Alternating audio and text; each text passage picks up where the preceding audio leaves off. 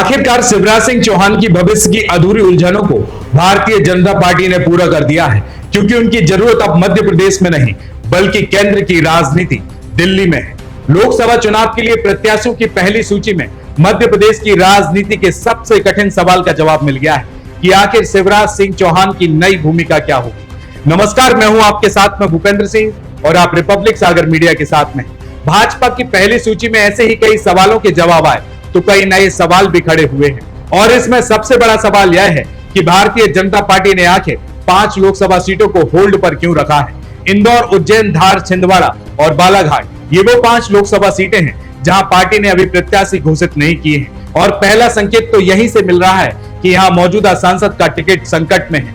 वैसे हर सीट का अपना एक चुनावी गणित होता है और इस गणित को हम सीट के हिसाब से अब समझते हैं। सबसे पहले हम बात करेंगे छिंदवाड़ा लोकसभा सीट के बारे में, क्योंकि भारतीय जनता पार्टी अपने लिए एकमात्र चुनौती छिंदवाड़ा लोकसभा सीट को ही मानती है। पार्टी जीत के लिए कुछ भी कर सकती है। इस कुछ भी की वजह से ही कमलनाथ और नकुलनाथ को लेकर तमाम तरह की खबरें चली थी। हालांकि पिता और पुत्र ने भारतीय जनता पार्टी में जाने की अटकलों को खारिज कर दिया था। पार्टी ने यहाँ प्रत्याशियों की घोषणा नहीं की है। इसका मतलब यह भी निकाला जा सकता है कि क्या इनडायरेक्टली भाजपा अभी भी अपना दरवाजा कमलनाथ और नकुलनाथ के लिए खोलकर रखे है। इसके बाद हम बात करेंगे इंदौर लोकसभा सीट के बारे में। यहाँ ताई यानी कि पूर्व लोकसभा अध्यक्ष सुमित्रा महाजन और भाई यानी कि कैलाश विजयवर्गीय के बीच नाम को लेकर सहमति नहीं बनने की बात सामने आ रही है, क्योंकि एक धड़ा यहाँ मौजूदा सांसद के पक्ष में है तो दूसरा खेमा नए चेहरे के लिए जोर लगा रहा है। और इंदौर लोकसभा सीट में सिंधी जाति का समीकरण भी एक फैक्टर रखता है। अब हम बात करेंगे उज्जैन लोकसभा सीट के बारे में। मुख्यमंत्री डॉक्टर मोहन यादव के गृह नगर वाले इस सीट को होल्ड पर रखना जरूर चौंका रहा है। मौजूदा सांसद अनिल फिरोजिया की जगह किसी महिला प्रत्याशियों को मौके देने की बात सामने आई है, लेकिन संघ परिवार की वजह से आलोट विधायक डॉक्टर चिंतामणि मालवीय ने दिल्ली जाने के लिए पूरी ताकत लगा दी है। अब इसके बाद हम धार लोकसभा सीट के समीकरण को भी समझते हैं। यह सीट भारतीय जनता पार्टी के लिए रेड जोन में है, क्योंकि विधानसभा चुनाव के रिजल्ट ने यहाँ पार्टी की चिंता बढ़ा दी है। संसदीय क्षेत्र में आने वाली 8 में से 5 सीटें कांग्रेस ने जीती, तो वहीं लोकसभा चुनाव से तुलना करें तो यहाँ भारतीय जनता पार्टी वोटों के हिसाब से माइनस में रही। अब भारतीय जनता पार्टी ऐसे आदिवासी चेहरे को यहाँ पर लाना चाहती है जो विधानसभा चुनाव के वोट के घाटे को यहाँ पर पूरा कर सके। अब सबसे अंत में बात करते हैं बालाघाट लोकसभा सीट के समीकरण के बारे में।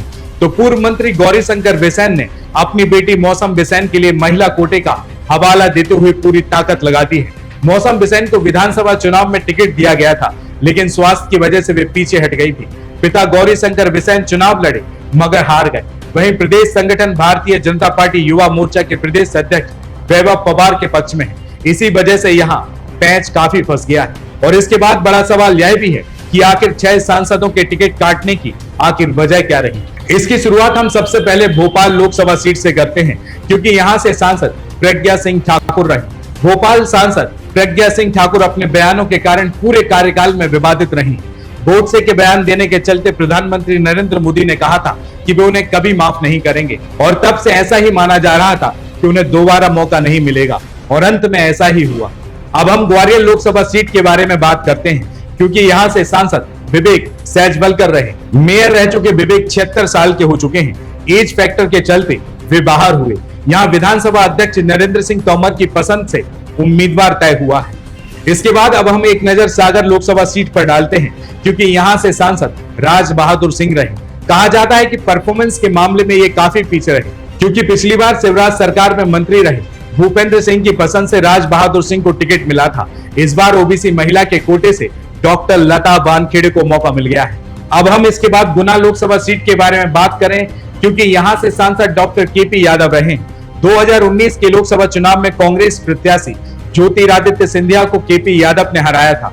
2020 में सिंधिया कांग्रेस का दामन छोड़कर भारतीय जनता पार्टी में शामिल हो गए। तो वहीं ज्योतिरादित्य सिंधिया अपनी परंपरागत सीट को अपने कब्जे में रखने और राजनीतिक करियर पर लगे हार के टैग को हटाना चाहते हैं, और ऐसे में भारतीय जनता पार्टी ने ज्योतिरादित्य सिंधिया की इच्छा का ध्यान भी रखा है। तो वहीं विदिशा लोकसभा सीट से रमाकांत भार्गव सांसद रहे। शिवराज सिंह चौहान को टिकट देने के लिए रमाकांत भार्गव का टिकट काटना बेहद ही जरूरी था। तो वहीं रमाकांत भार्गव मध्य प्रदेश शासन के पूर्व मुख्यमंत्री शिवराज सिंह चौहान के बेहद करीबी माने जाते हैं। और विदिशा शिवराज सिंह चौहान की परंपरागत सीट है। और इसके बाद रतलाम लोकसभा सीट से 2019 में गुमान सिंह डोमर लोकसभा का चुनाव जीतकर सांसद बने थे, लेकिन परफॉर्मेंस के मामले में कमजोर रहे। जैस के प्रभाव और विधानसभा चुनाव में भारत आदिवासी वोट के कमलेश्वर की जीत की वजह से पार्टी यहां पर कोई रिस्क लेना नहीं चाहती। इसी वजह से यहां पार्टी ने परिवारवाद के आरोपों की परवाह न करते हुए मोहन सरकार में मंत्री नागर सिंह चौहान की पत्नी अनीता को प्रत्याशी बनाया है। रतलाम सीट को लेकर पार्टी कितनी सतर्क है, यह इस फैक्ट से समझ सकते हैं कि इस संसदीय क्षेत्र से राज्य सरकार के 3 मंत्री हैं। अब सबसे अहम सवाल की तरफ ध्यान दें तो ये भी सोचने वाली बात है कि भारतीय जनता पार्टी संगठन ने टिकट वितरण में नेताओं की पसंद का कितना ध्यान रखा है। शिवराज सिंह चौहान की पसंद का खास ध्यान रखा गया है। नए चेहरों को मौका देने से लेकर मौजूदा सांसदों पर भरोसा करने में उनकी राय का ध्यान रखा गया। होशंगाबाद से किसान मोर्चा के प्रदेश अध्यक्ष दर्शन सिंह चौधरी और राजगढ़ से रोलमल नागर उन्हीं की पसंद के हैं। तो वहीं केंद्र से मध्य प्रदेश लौटे और राजनीति की मुख्य धारा से अलग हुए नरेंद्र सिंह तोमर को भी तवज्जो मिली है। मुरैना, भिंड और ग्वालियर लोकसभा के उम्मीदवार नरेंद्र सिंह तोमर की पसंद के हैं। तो वहीं केंद्रीय मंत्री पद छोड़कर विधानसभा चुनाव लड़े और मोहन सरकार में मंत्री बने प्रहलाद पटेल की परंपरागत दमोह लोकसभा सीट पर राहुल सिंह लोधी को टिकट दिया गया है। कांग्रेस से विधायक रहे राहुल सिंह लोधी प्रहलाद पटेल के कहने पर ही अपनी विधायकी को छोड़कर भारतीय जनता पार्टी में शामिल हुए थे। हालांकि वे उपचुनाव में हार गए थे, लेकिन अब प्रहलाद पटेल ने अपने प्रभाव वाली लोकसभा सीट पर उन्हें प्रत्याशी बनवाकर उनका ध्यान रखा है। तो वहीं जबलपुर और सीधी के प्रत्याशी प्रदेश अध्यक्ष बीडी शर्मा की पसंद के हैं। तो वहीं जातीय समीकरणों पर ध्यान दें तो भारतीय जनता पार्टी ने 24 प्रत्याशियों में से 8 सीटों पर ओबीसी वोटों के गणित का ध्यान रखा है। 3 सीटों पर किरार धाकर, 2 पर कुर्मी, 1 पर कुशवाहा, 1 पर लोधी और 1 सीट पर मराठा को टिकट दिया गया है। तो वहीं 5 ब्राह्मण उम्मीदवार भी इस लिस्ट में है। तो वहीं क्षत्रिय, राजपूत और वैश्य समाज से भी एक उम्मीदवार को लोकसभा चुनाव के मैदान में उतारा गया है। तो वहीं 2024 के लोकसभा चुनाव में भारतीय जनता पार्टी ने महिलाओं के महत्व पर ज्यादा फोकस किया है, क्योंकि 2019 में 29 लोकसभा सीटों में 4 महिलाओं को टिकट दिया गया था, लेकिन इस बार 24 उम्मीदवारों की सूची में 4 महिलाएं हैं। इनमें से 2 मौजूदा सांसद हैं और 2 नए चेहरे हैं। भिंड लोकसभा सीट से संध्या राय और शहडोल लोकसभा सीट से हिमाद्री सिंह पर फिर भरोसा जताया है।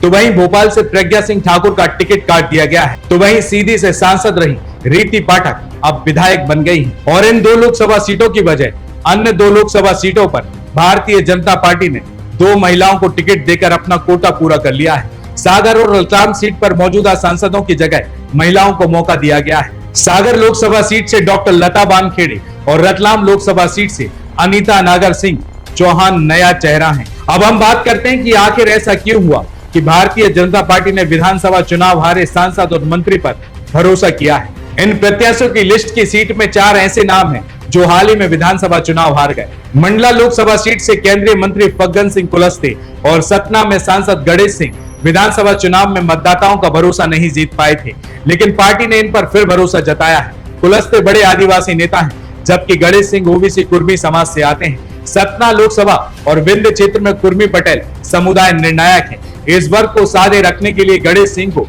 फिर मौका मिला है। और ठीक यही स्थिति ग्वालियर से लोकसभा प्रत्याशी बनाए गए भारत सिंह कुशवाहा की है, क्योंकि ग्वालियर और मुरैना लोकसभा में कुशवाहा समाज के प्रभाव को देखते वे जातीय समीकरण के गणित में फिट बैठे। तो वहीं आलोक शर्मा विधानसभा चुनाव में पार्टी के लिए सबसे कठिन सीट भोपाल उत्तर से चुनाव लड़े थे, इसलिए हार के बावजूद संगठन में उनकी सक्रियता का ध्यान रखा गया है। लेकिन इन सब 24 प्रत्याशियों में एक नाम बेहद चौंकाने वाला है, और वह नाम है मोहन सरकार में मंत्री नागर सिंह चौहान की पत्नी अनीता का। आदिवासी रतलाम सीट से कई नेता दावेदारी कर रहे थे, लेकिन भारतीय जनता पार्टी ने मौजूदा सांसद गुमान सिंह डामोर का टिकट काटकर अनीता को उतारा है, और यह जानते हुए भी कि विपक्ष परिवारवाद का इसको भविष्य में मुद्दा बनाएगा। अब सबसे अंत में हम बात करेंगे मध्य प्रदेश शासन के पूर्व मुख्यमंत्री शिवराज सिंह चौहान के केंद्र की नई भूमिका का, कि उनकी नई भूमिका क्या होगी। 20 साल बाद शिवराज सिंह चौहान लोकसभा की अपनी परंपरागत सीट विदिशा वापस लौट रहे हैं। 2004 में वे 5वीं बार सांसद चुने गए थे। तो वहीं 11 दिसंबर को विधायक दल की बैठक में प्रदेश के नए मुख्यमंत्री के रूप में डॉक्टर मोहन यादव का नाम तय होते ही यह सवाल भी खड़ा हो गया था कि शिवराज सिंह चौहान की नई भूमिका क्या होगी। टिकट के साथ यह तय हो गया है कि शिवराज सिंह चौहान की भूमिका केंद्र की राजनीति में रहेगी।